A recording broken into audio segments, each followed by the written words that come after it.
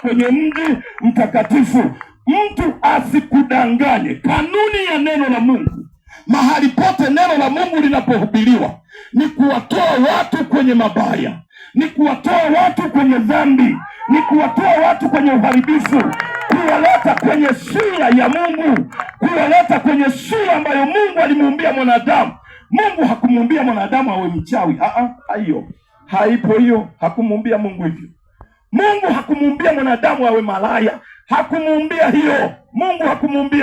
Mungu hakumuumbia mwanadamu awe mlevi. Mungu hakumuumbia hivyo. Ndio maana kwa upendo mkubwa wa Yesu Kristo kuja duniani ni kurejesha wale waliopotea dhambini, wamrudie Mungu wao aliyewaumba. Leo makanisani imekuwa ni vituko. Leo ni vituko. Watu wanasema ni biashara, lakini nakwambia hatufanyi biashara. Sisi tupo kuwaelekeza watu habari ya njia ya mbinguni. Tupo kuwatoa watu watoke kwenye mabaya, wamrudie Mungu.